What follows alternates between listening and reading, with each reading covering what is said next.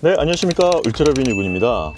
오늘 리뷰할 내용은요, BMW X6 40i의 연비 리뷰예요.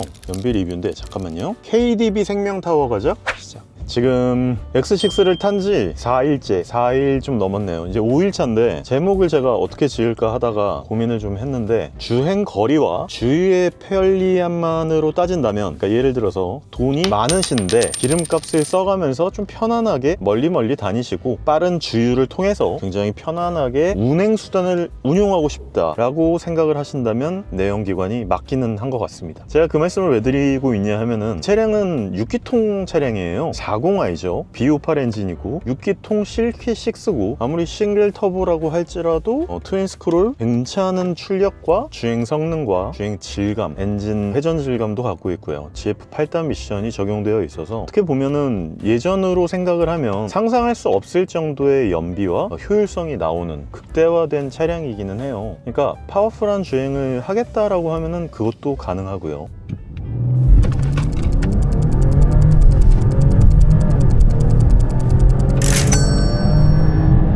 엄청난 연비 주행을 하겠다라고 하면은 그 연비도 가능합니다. 요즘 요즘이 아니지, 제가 예전부터 말씀드렸지만 내연기관 차량들을 리뷰할 때 정말 내연기관이 끝판이에요.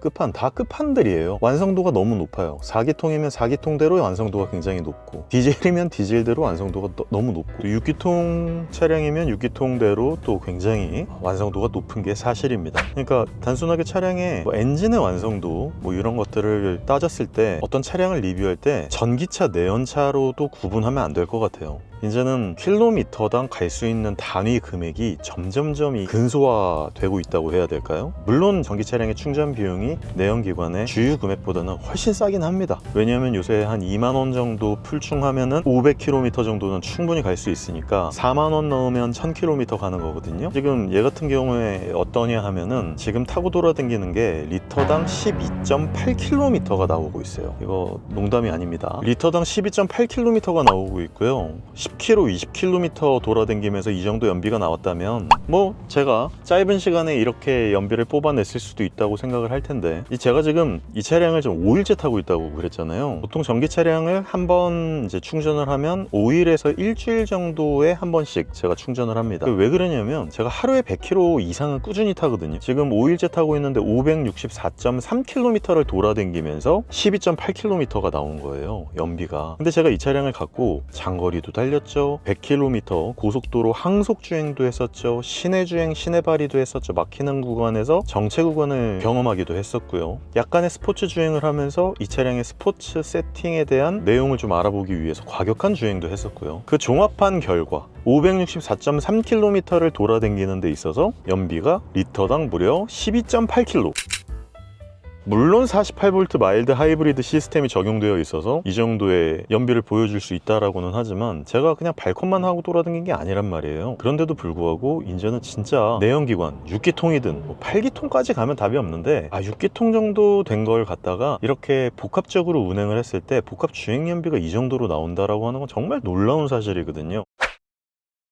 제가 예전에 6기통 디젤 차량을 타고 돌아다닐 때도 12km를 찍기가 참 어려웠었습니다. 그때는 마일드 하이브리드도 없었고요. 해봐야 트윈 터보 있었죠, 트윈 터보. 그러다 보니까 그때는 막 트리플 터보, 쿼드 터보, 다 모든 것들이 다 기계식으로 되었던 좀 옛날 시절이기는 한데요. 그 이후부터는 이제 이런 내연기관이나 디젤 차량에도 마일드 하이브리드 시스템이 들어가서 어느 정도의 모터 파워와 배터리, 모터 토크 이런 것들이 초반에 에너지를 많이 쓰고 연비가 하락하는 구간에서 굉장히 많이 도와주기 때문에 이런 연비를 우리가 이용할 수 있으면서도 굉장히 멀리 돌아다닐 수 있다라고 하는 거죠. 내연기관을 타면서 특히나 이 정도의 고급스러운 6기통 매끄러운 실키6의 엔진과 GF 8단 미션을 타면서도 지금 100%를 충전을 하는데 아직도 50%가 안 됐어요. 100% 충전이래. 100% 주유를 했는데 아직도 반이 안 됐어요. 564.6km를 돌아다니고 있는데 앞으로도 540km를 갈 수 있다고 합니다. 그러니까 합치면은 단순하게 1100km를 갈 수 있다라고 하는 건데, 그러면은 얘가 85리터니까 1500원, 잠깐만 계산이 되나?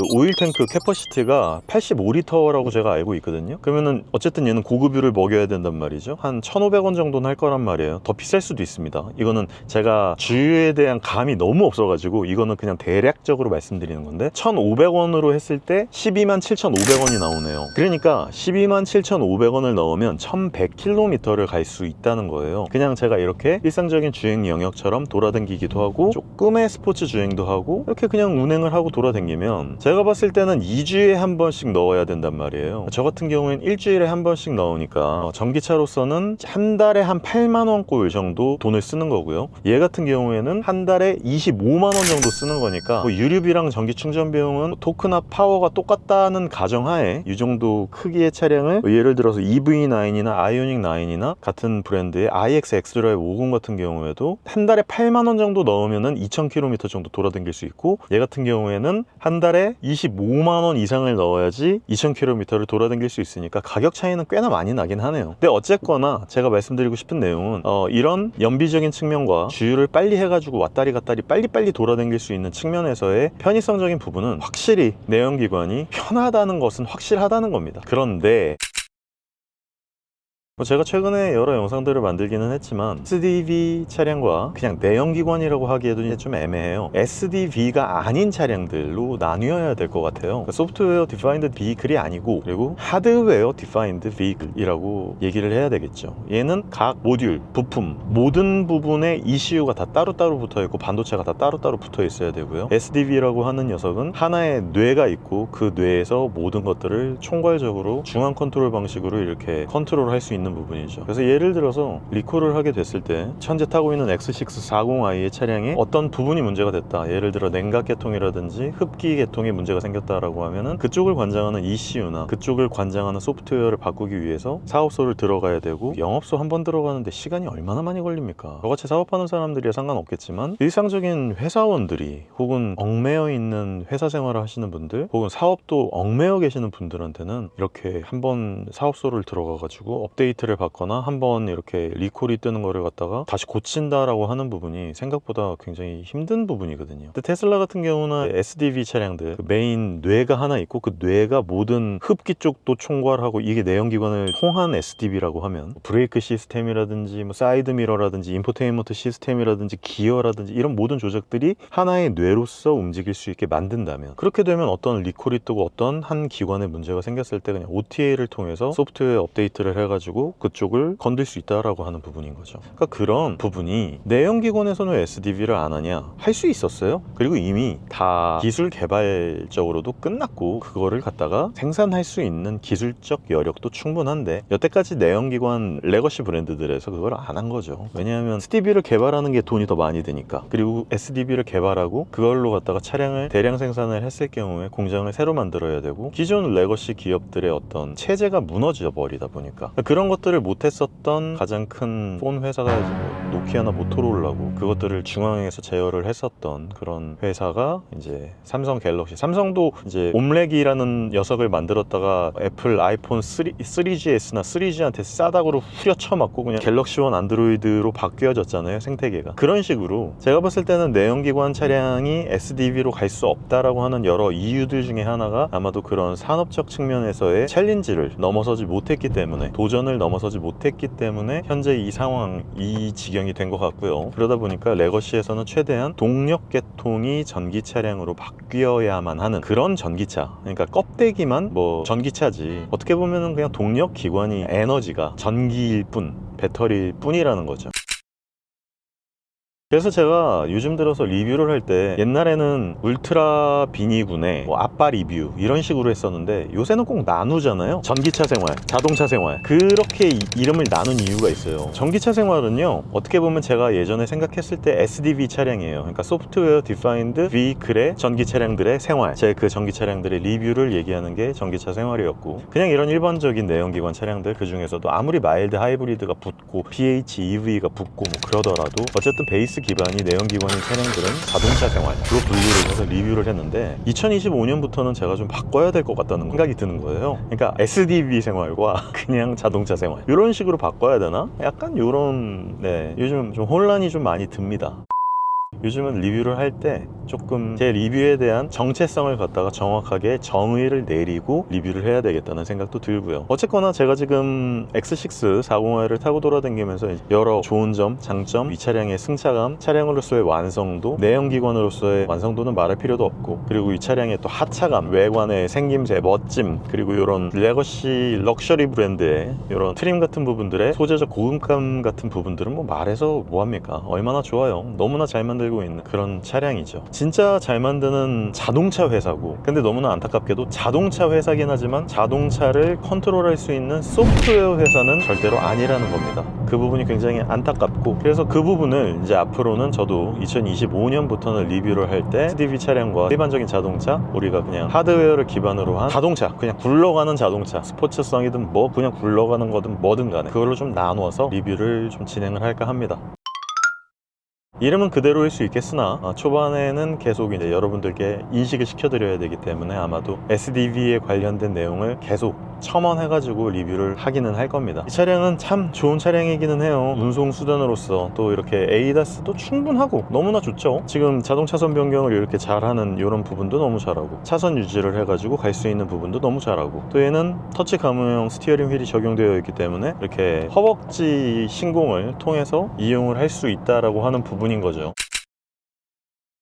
2025년도를 마지막 내연기관이라고 하기엔 좀 그렇습니다. 왜냐하면 앞으로도 지금 리뷰할 차량들 중에 스케줄링 되어 있는 차량 중에 내연기관 차량도 있고 하이브리드 차량들도 있기 때문에 여러 내용들에 대해서 더 말씀을 드리겠지만, 참 요즘은 리뷰하기가 쉽지가 않아요, 솔직히. 왜냐하면 내연기관을 리뷰할 때는 저 새끼는 전기차 좋아하면서 왜 내연기관을 저렇게 옹호하지? 그거는 다른 부분이거든요. 그냥 전기 차량 자체가 일단 차량을 굴러가게 하는데 효율성적인 부분이 굉장히 좋아요. 모터에서 바퀴로 동력을 내보내는 데 있어서 20%밖에 연료 손실이 나지 않는다고 합니다. 에너지 손실이 안 나고, 이런 내연기관 차량들은 무려 45%에서 60% 가까이 손실이 난다고 합니다. 그러니까 예를 들어서 기름을 막 떼어가지고 동력이 돌고 있으면 그걸 바퀴에다 보내는데 45에서 60% 정도가 에너지 손실이 난다는 거예요. 파워 손실이 아니라 그만큼 기름을 많이 먹어야지 전기차가 돌아가는 만큼 그렇게 돌릴 수 있다라고 하는 거죠. 그러다 보니까 저는 개인적으로는 전기차 시대로의 단순하게 이제 에너지, 뭐 탄소 배출 제로, 지구가 시원해져야 돼, 뭐 이런 것들도 다 중요한 문제들 중에 하나지만, 전기 차량으로서 써야지 내연기관에서 쓰는 에너지 손실 비율들을 줄이면서 좀 더 많은 동력이나 전원을, 파워죠, 컴퓨팅 파워에 쓸 수 있게 캠퍼시티가 늘어난다라고 하는 부분을 인지를 하고 많은 분들도 이제 알고 계시기 때문에, 그래서 그런 것들을 좀 분리해서 리뷰를 하려고 합니다.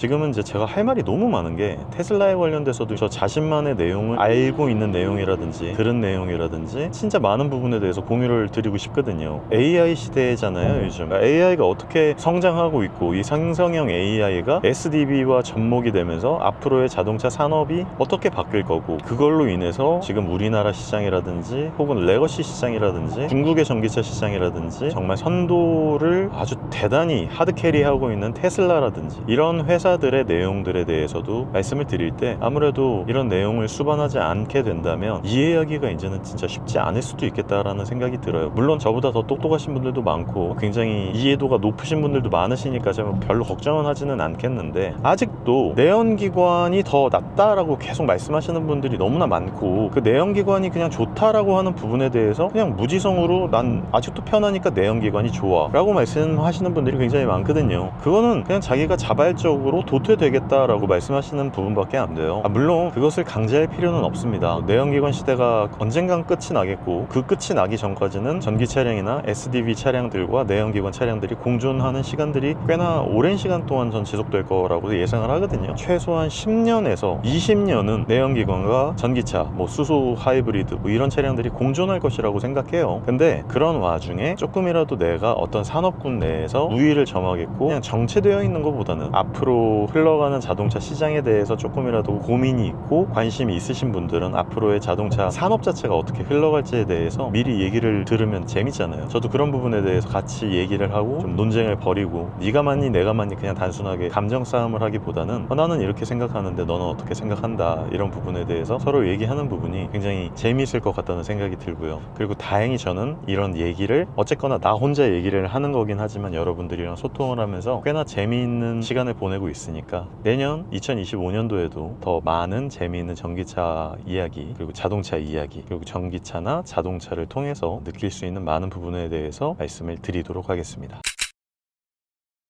네, 오늘은 BMW X40i와 함께 했던 지난 5일간의 시간 동안 아직도 리터당 12.8km거든요. 앞으로도 523km를 더 갈 수 있다라고 하고 대단해요. 이제 한 번 주유로 6기통 휘발유 차량인데도 불구하고 한 번 주유로 1100km를 가는 시대가 왔고요. 나중에는 진짜 8기통 차량으로도 한 번 주유로 1000km 정도 갈 수 있는 그런 시대가 올 수도 있겠다라는 생각이 듭니다. 오히려 나중에는 진짜 8기통 혹은 6기통 차량들의 어떤 내연기관의 감성을 그대로 갖고 가면서도 충분한 컴퓨팅 파워를 쓸 수 있는 배터리를 충분히 머금고 뭐 30kW시 혹은 40kW시 정도의 배터리 기술이 발달해가지고 머금고 SDV로 갈 수 있는 에너지 캐파를 갖고 있음과 동시에 6기통과 8기통의 이런 단순하게 EREV 차량들이 아니라 내연기관의 감성도 갖고 갈 수 있는 그런 시장도 충분히 열릴 수 있다고 생각하고 그런 기간이 오래될 것이라고도 생각을 합니다. 그런 내용도 다음번에 같이 또 공유 드리도록 하겠습니다. 감사합니다. 울트라뷰인 중이었습니다. 다음번에도 좋은 영상으로 찾아올 수 있도록 할게요.